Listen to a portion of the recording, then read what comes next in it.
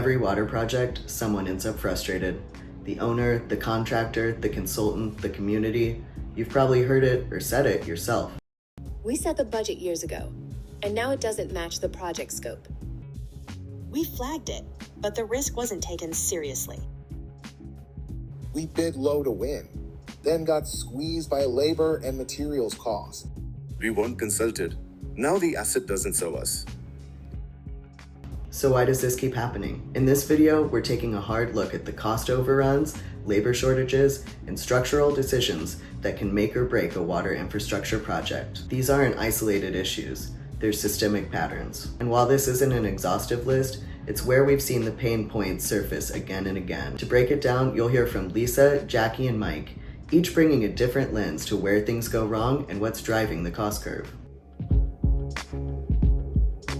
Imagine standing at the edge of a river, knowing you must build a bridge. You ask, how much will it cost? But you can barely see the other side. This is how many capital projects in the water industry begin. Budgets set with only a sketch of what is needed, maybe as part of a larger program of works, and dictated by funding cycles or political timelines, not by robust design. Capital cost overruns plague the water infrastructure sector all over the globe. Why? Because early stage design is too shallow to inform accurate estimates. We rely on past projects, sometimes decades old, to guess at costs. These estimates are completed by one or two people in a siloed approach, without taking into account insights of the wider team. Our feedback loops are weak, and our cost intelligence databases are underused or out of date. There's also optimism bias, the belief that this time it'll be different, that risk won't materialize, and therefore that contingency can be ignored. We frequently see Class 5 estimates referred to by their baseline, and the accuracy range is quickly forgotten. And then of course the scope changes. It is rare that we are working on greenfield sites, and so there are often unforeseen issues that eat up that contingency. Also, as more stakeholders are consulted, operators, asset managers, communities, politicians, project scope grows. Often these changes add value. We end up with a safer, more environmentally friendly project that improves the level of service to the community and ticks off a few other projects planned for the future. However, we're often gold plating. Regardless, we rarely track the cost of these scope shifts in real time to inform whether or not they should proceed. Worse still, value engineering. The process that is meant to optimize costs is often left to the end when most decisions have been locked in and savings are marginal. The impact of all this is significant. That early project budget that was estimated before the scope was defined sticks. It is psychologically difficult to voice the fact that the budget is orders of magnitude out, and therefore contractors may decline to bid, or they may be trapped in an unachievable contract that isn't financially sustainable.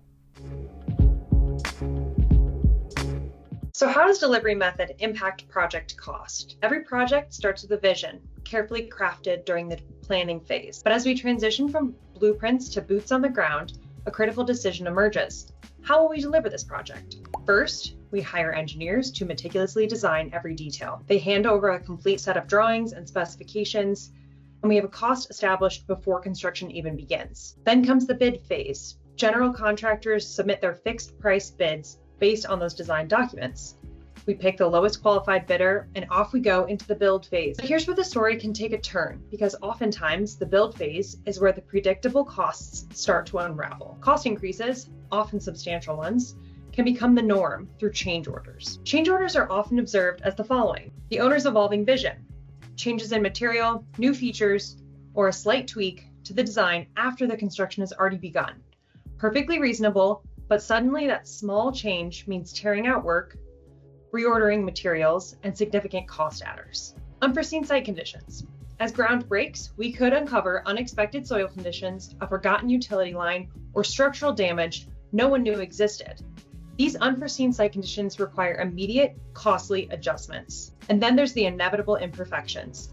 Even the most talented design teams can have omissions or errors in complex drawings and specifications.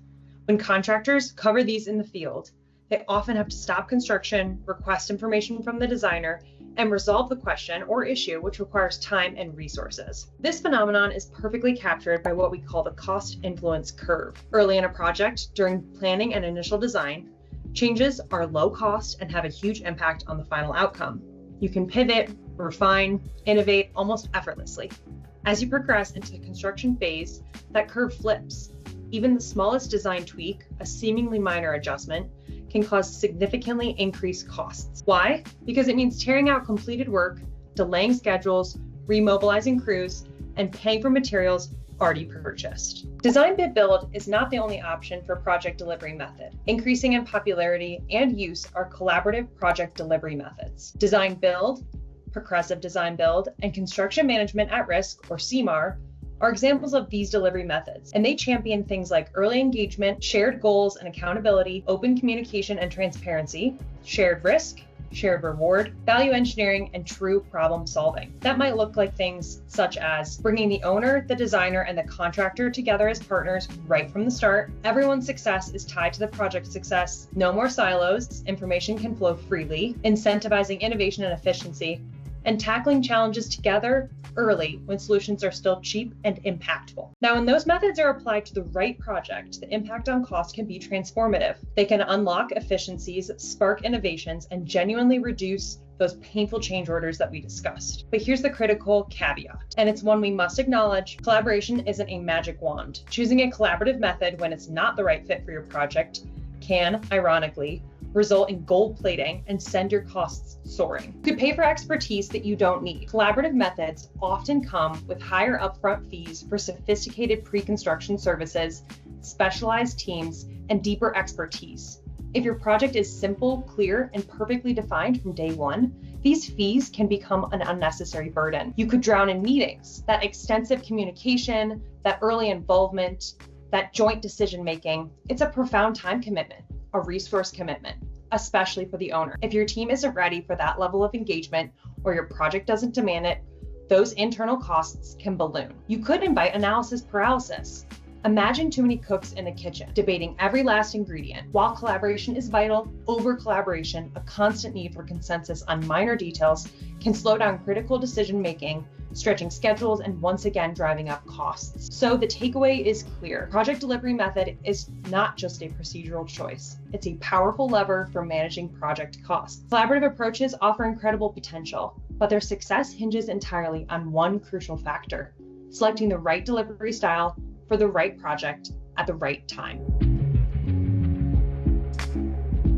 The next factor that we want to talk about that is influencing construction cost is the impacts of labor. And there's a couple different aspects associated with labor that we're going to dive into. The first one is labor shortage. The next one is the experience level within the workforce. And the third component is rising wages. With regard to labor shortages, there's a couple factors that are influencing that. One of which is retirements. There's this concept called the silver tsunami where the industry, not just within the construction and engineering world, but all industries, is experiencing a large number of retirements. But when taking a look at the construction industry in specific, we are approaching a critical period where we have been, but will also continue to experience an aging workforce that will result in retirements that will deplete the amount of individuals available to perform these tasks. When taking a look at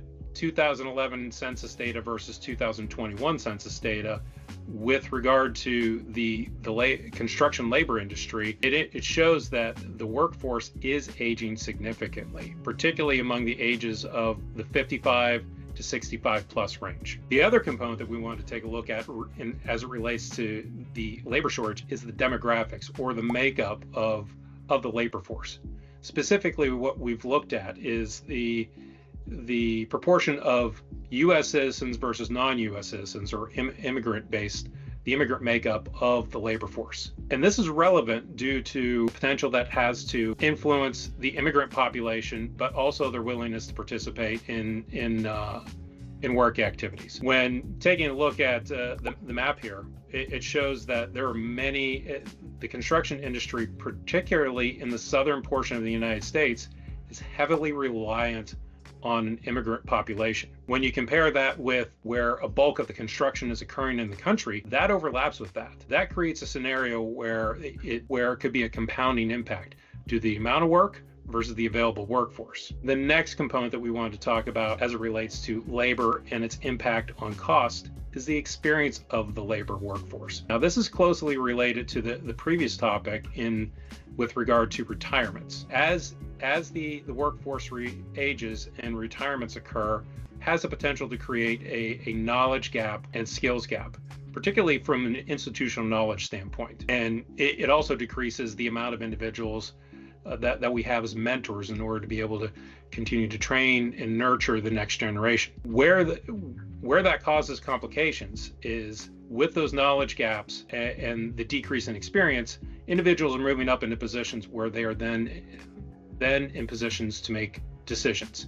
Without that experience, their ability to be efficient with that decision making can translate into delays, or depending on the decision, the potential to have to redo work. The last component that we want to take a look at is the impacts of rising wages on labor as it relates back to the construction costs in our industry. Wages have been going up across the board in every industry in the workforce. So that's something that everybody's experiencing. What that is, the scenario that is creating is a situation where other industries are raising their wages to the point where it's creating they're more competitive with the workforce that is in the construction industry. The scenario that was provided by a contractor that was interviewed for this was a situation where a concrete provider is struggling to maintain adequate number of CDL drivers to be able to deliver concrete to construction sites. The CDL drivers required to deliver concrete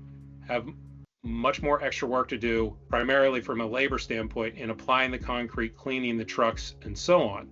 Whereas there are comparable jobs in the trucking industry requiring less labor, but with comparable pay. This is creating a scenario where this concrete provider is struggling to retain employees and also struggling to provide the services to the construction industry. This can lead to delays once again, which can then translate into cost. The challenges we've explored, budget misses, delivery pitfalls, labor pressures, aren't just frustrating. They're costly, avoidable, and all too common. Every system reflects the choices behind it, and that means we have the power to change it. In our next video, we'll start exploring where change is already happening and what it might take to build smarter and more resilient infrastructure in a world that's changing fast.